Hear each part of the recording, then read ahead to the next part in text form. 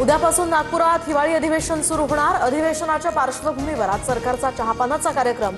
चहापानानंतर मुख्यमंत्री पत्रकार परिषद घेणार।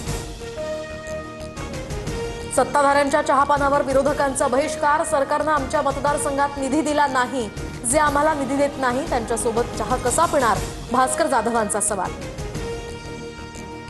मुख्यमंत्री फडणवीस आणि उपमुख्यमंत्री शिंदेंनी कल्याण डोंबिवलीला निधी दिला। फडणवीसांचं कल्याण डोंबिवलीवर विशेष लक्ष। भाजप नेते प्रवीण दरेकरांची प्रतिक्रिया। केडीएमसीच्या मतदार यादीमध्ये आता घोळ कायम असल्याचं चित्र। 82,000 नावं बघून सुद्धा हजारो दुबार मतदार। माजी आमदार नरेंद्र पवार यांचा दावा, तर घोळ दूर करा अन्यथा निवडणुका पुढे ढकला, नरेंद्र पवारांची मागणी। इंडिगो पुन्हा पूर्ववत होतीये, पण चूक केली म्हणून कारवाई होणार। केंद्रीय राज्यमंत्री मुरलीधर मोहोळ यांची माहिती।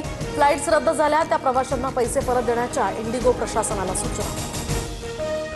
इंडिगोची सेवा विस्कळीत झाल्यानंतर रेल्वेकडून आता मदतीचा हात। बंगळुरू आणि दिल्लीसाठी विशेष गाड्या। रात्री 9 वाजता पुणे ते दिल्ली विशेष रेल्वे।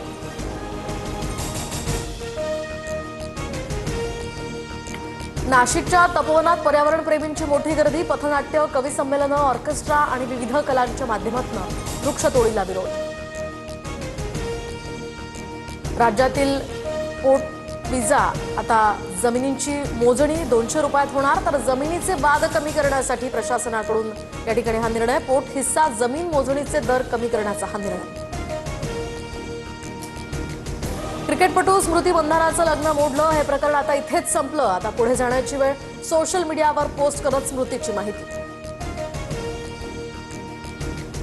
उत्तर गोव्यातील एका नाईट क्लबमध्ये लागलेल्या आगीत 25 जणांचा मृत्यू। जखमींवर रुग्णालयात उपचार सुरू।